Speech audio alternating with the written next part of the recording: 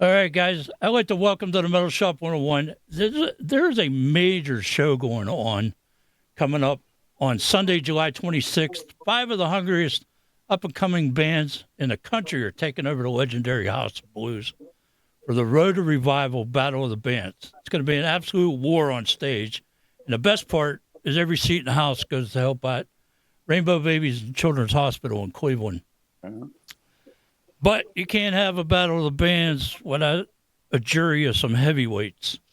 And joining me right now on the Metal Shop 101, the master of the low end, Tony Cavazo. How you doing, everybody? One of the most dangerous six-stringers on the planet, Doug Aldrich. Yeah. And absolute most powerful voices in rock today, Dino Jelusick. How you guys doing, man? Almost there. It's hard, man. Jelusick. I should have shortened it like Gus G. Just put like one letter in the end. But no, it's perfect, man. He's the premier singer in the world these days. Yeah, he's absolutely amazing.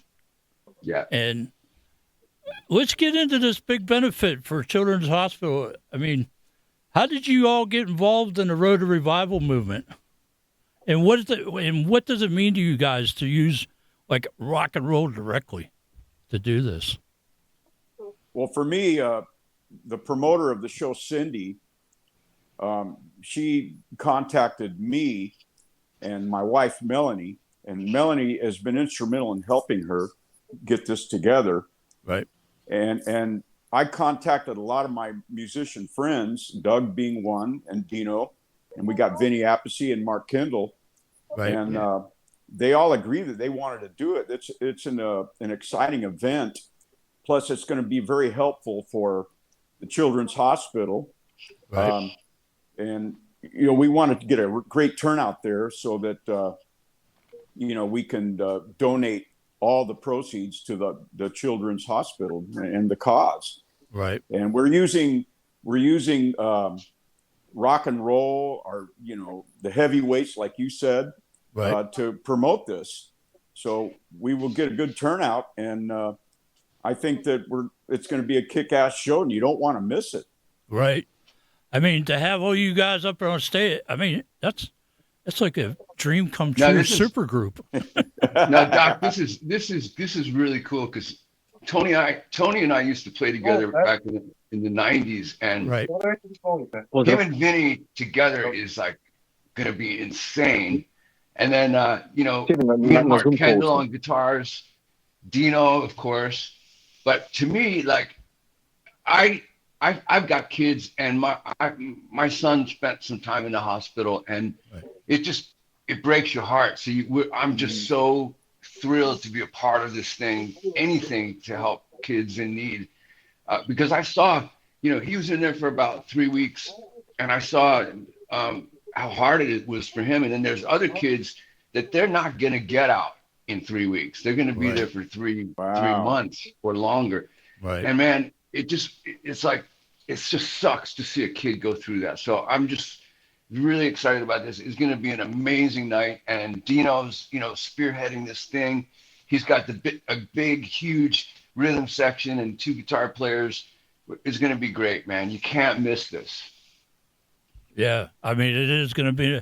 And I tell my listeners all the time, and I'm sure you guys will agree with me, music's a powerful tool. It's a powerful medicine. It gets you through good times and bad times. I mean, yeah, we've all been there. So, yeah, you've got 5 finalist bands taking the stage with so much combined touring and studio experience between the 3 of you. What's the number one thing you guys are looking for? Well, for me, when I look at a band, if I'm going to judge the band, I look for the entertainment value in the band. It's more about just shredding guitar and all that kind of stuff. I want to see if the band is fun to watch.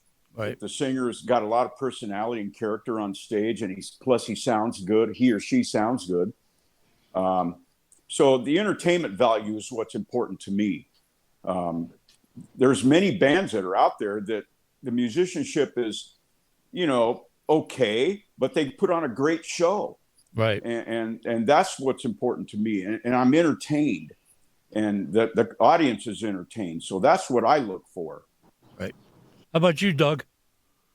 I think Tony summed it up really well. I mean, I think the bottom line is that we all got into this because it's fun. Creating music is fun, and it's not easy to get a group of people to work together like a family. A band is hard work. So yeah, if we see a band that's got a great vibe and energy about them, and they look like they're vibing off each other, and they're going to be around for a minute, that's going to be a front runner for me. Right. How about you, Dino?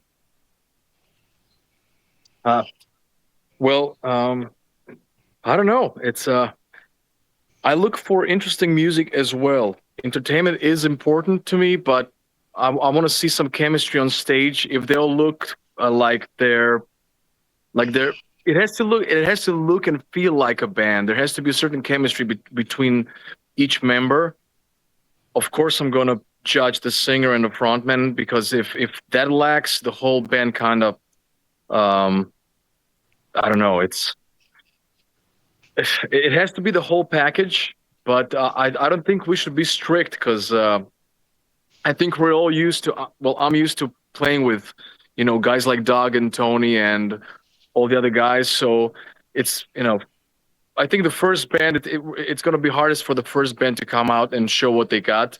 But we're going to have a clear vision once all the bands, show what they got and we see who's going to go through.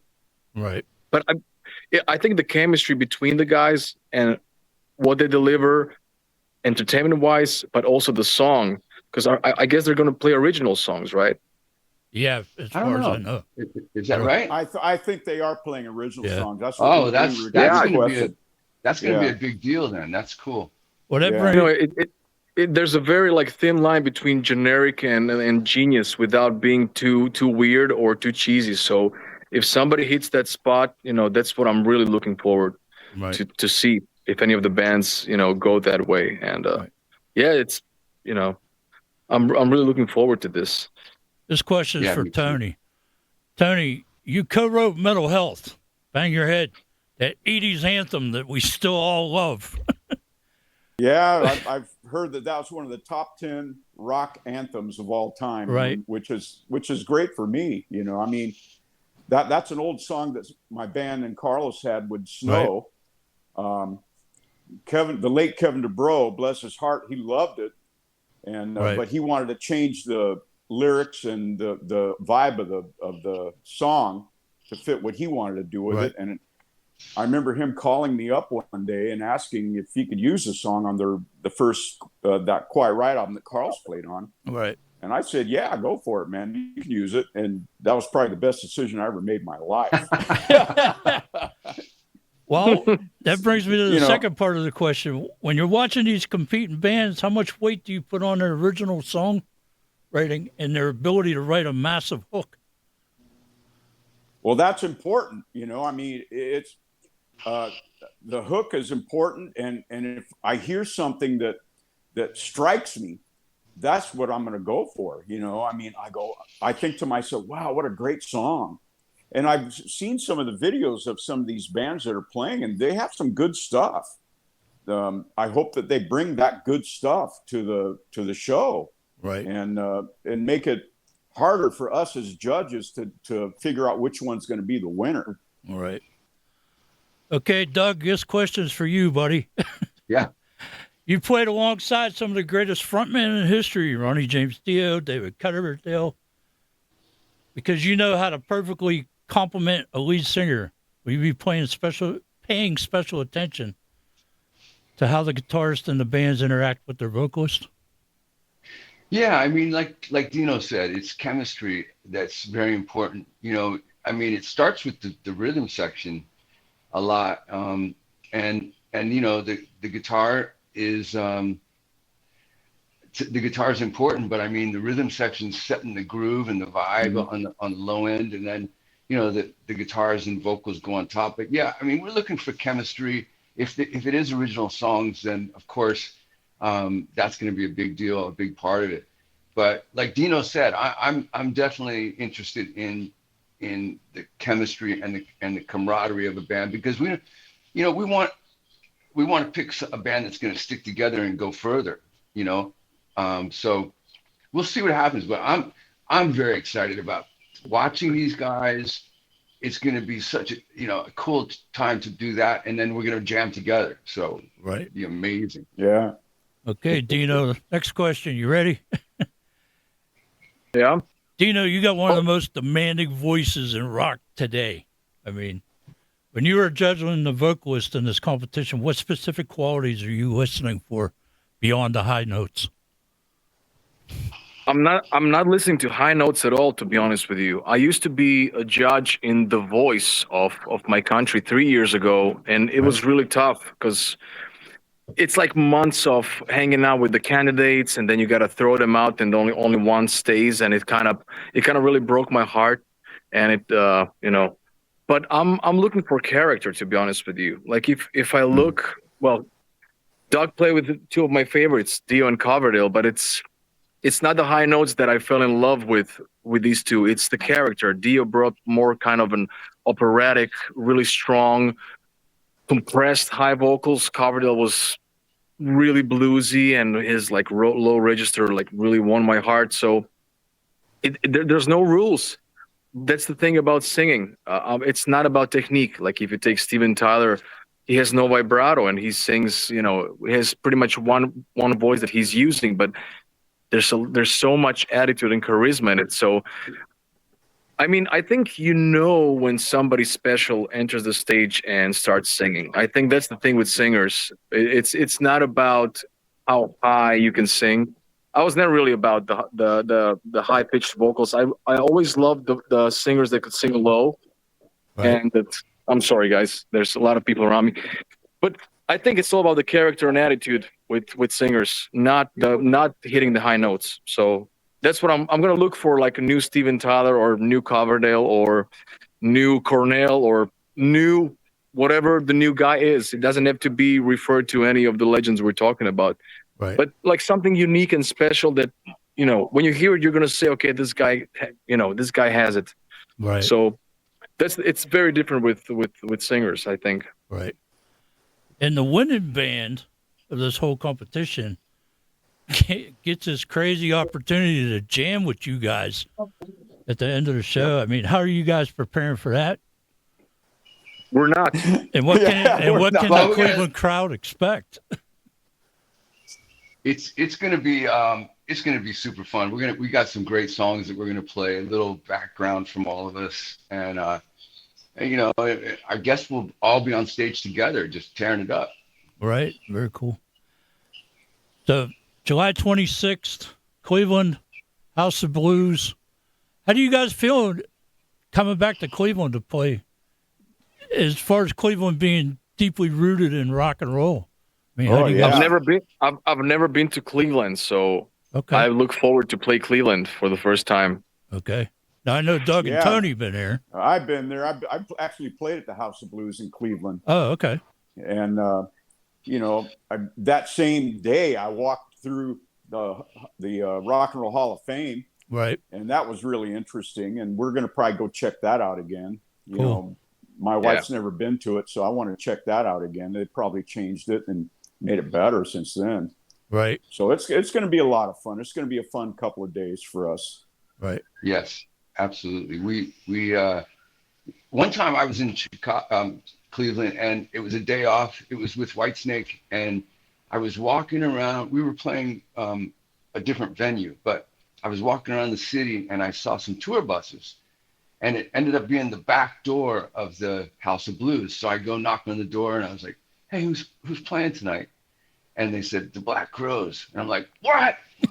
So I got back. I called the tour manager. I go, can you hook me up for the Black Crowes? I want to go see them. It's sold out, And he got me some tickets. Me and Uriah Duffy went and saw them play, and it was so funny because they were playing the House of Blues. And Dino, you'll love this. Chris Robinson goes, he's like, "Hey guys, stop!"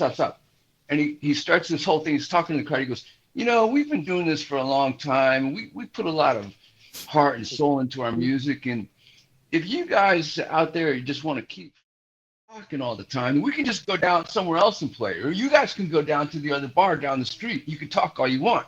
We're here to Totally play agree. music.